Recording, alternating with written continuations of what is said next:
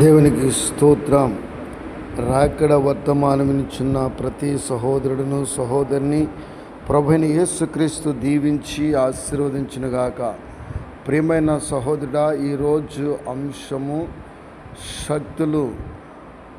శక్తులు ఆకాశ శక్తులు అనే అంశం మీద దేవుడు మనతో మాట్లాడుచున్నాడు. మత్తయి సువార్త 24వ అధ్యాయము 29వ వచనం చదువుకుందాం. 24వ అధ్యాయం 29వ వచనం. ఆ దినముల శ్రమ ముగిసిన వెంటనే చీకటి సూర్యుని కమ్మును, చంద్రుడు కాంతిని ఇయ్యడు, ఆకాశము నుండి నక్షత్రములు రాలును, ఆకాశమందలి శక్తులు కదిలింపబడును.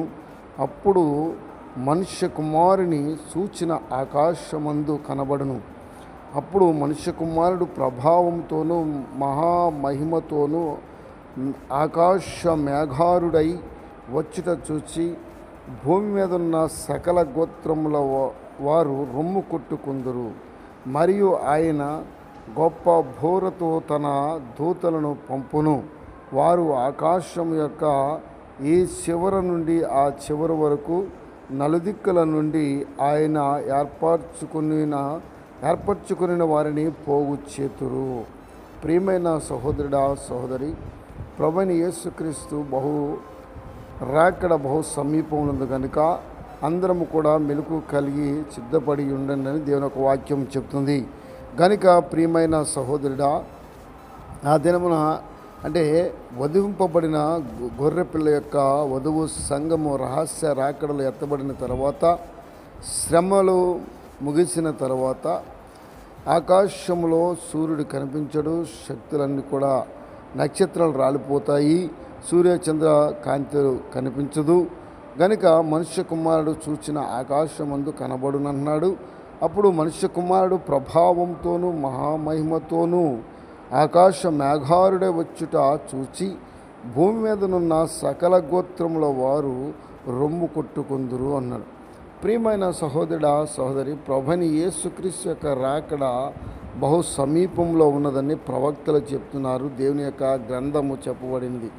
కనుక దేవుని యొక్క రాకడలో ఈ సూచనలు జరుగుతాయని ప్రభువైన యేసుక్రీస్తు ఆయన భూమి మీద సువార్త ప్రకటన చేస్తున్నప్పుడే ప్రకటించి ఉన్నాడు.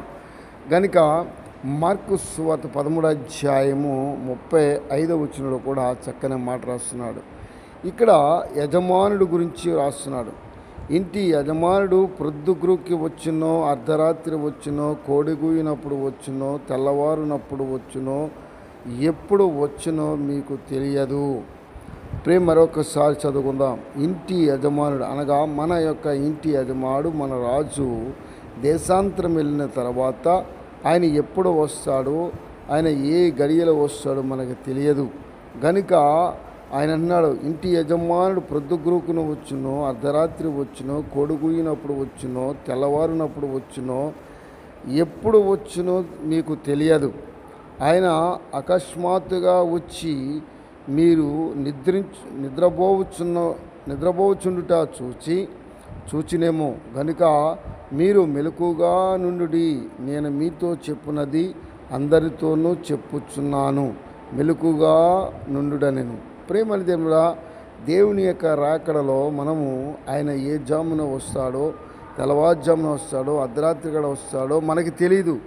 కనుక మనలందరూ కూడా దేవుడు అన్నాడు, మెలకు కలిగి ప్రార్థన చేయండి, సిద్ధపడి ఉండండి అన్నాడు. ప్రియమైన దేవుడా, మనమందరూ కూడా దేవుని యొక్క రాకడను ఎదుర్కొంటానికి సిద్ధపడి ఉండాలని మనం చేస్తున్నాను. ప్రియమైన దేవుడా, అలాగే లూకా సువార్త 21-26 వచనంలో చక్కని మాట రాస్తున్నాడు. ఆకాశమందల శక్తులు కదిలింపబడును. గనుక లోకం మీదికి రాబోవుచున్న వాటి విషయమై భయము కలిగి మనుషులు ఎదురు చూచుచు ధైర్యము చెడి కూలుదురు.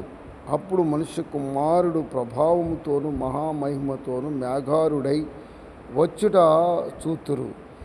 ఇవి నారంభించినప్పుడు మీరు ధైర్యము తెచ్చుకొని మీ తలలెత్తుకొనుడి, మీ విడుదల సమీపమైనదని మీ విడుదల సమీపించుచున్నదనెను.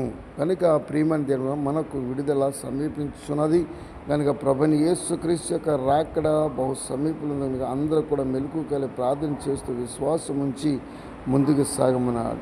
కనుక మనమందరం కూడా మేఘారుడే వచ్చుచున్న యేసుక్రీస్తుని చూడటానికి, ఆయన యొక్క మహిమలో, ఆయన యొక్క పరలోక విందులో మనం ప్రవేశించడానికి అందరం కూడా సిద్ధపడి ఉండాలని మనం చేస్తున్నాము. గొర్రెపిల్ల యొక్క సింహాసనం ధరించిన ఆ గొర్రెపిల్లను చూడటానికి, ఆ యొక్క మహారాజును, మహిమతో నిండి ఉన్న ఆ వెలుగుతో నిండిన రాజును చూడటానికి అందరూ కూడా సిద్ధపడి మెలకువ కలిగి ప్రార్థన చేస్తూ ముందుకు సాగుదాం. దేవుడి యొక్క మాటలను దీవించి ఆశీర్వదించునుగాక. ప్రార్థన. మహాపరిశుద్ధుడు అయిన మా యేసయ్యా, నీకు వందనాలు, స్తోత్రాలు తండ్రి.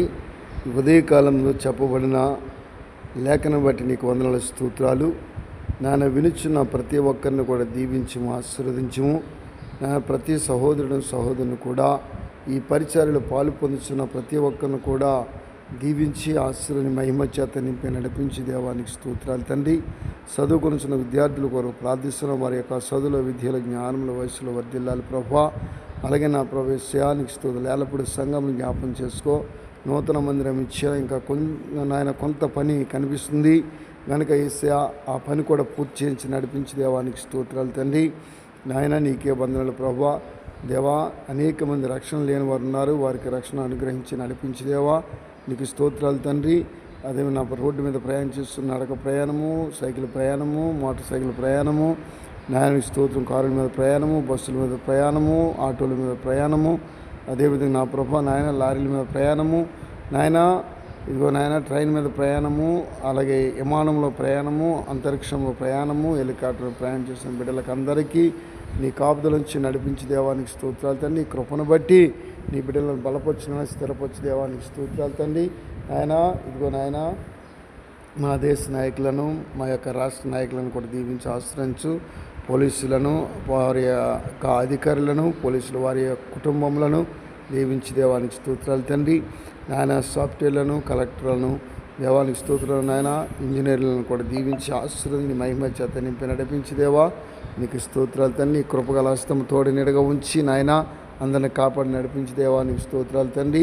అదేవిధంగా నా ప్రభా సంస్థల యొక్క నాయకులను, సంస్థలను కూడా నాన్న దీవించి ఆశ్రయించిన నాన్న బిషప్ల, రెవరెండ్లు కూడా ఆయన దీవించి ఆశని మహిమ చేత నింపి నడిపించి దేవానికి స్తోత్రాలు తండ్రి.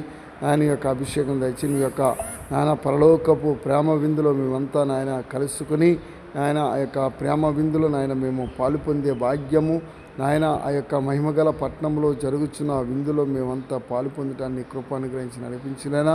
అలాగే నాయన తల్లిదండ్రులు లేని బిడ్డలకు తెలివి, జ్ఞానం, ఆలోచన శక్తిని అనుగ్రహించమని నాయన ప్రతి ఒక్కరిని కూడా దీవించి ఆశ్రయించని. వ్యవసాయం చేస్తున్న వారిని, కూలి పని చేసుకున్న వారిని అందరం కూడా దీవించి ఆశ్రయించమని, నీ మహిమ చేత నింపి నడిపించమని, ఆదరించమని, కాపాడి కనికరించమని, ఈ పరిచర్య ఆకుండా కొనసాగించమని యేసుక్రీస్తు యొక్క నామమున అడిగి వేడుకొనుచున్నాను తండ్రి. ఆమేన్. మా వాక్యం మీకు నచ్చినట్లయితే లైక్ చేయండి, షేర్ చేయండి. మీ స్నేహితులకు, పాల్గొని ప్రార్థన అవసరాలకు ఈ నంబర్కు ఫోన్ చేయండి.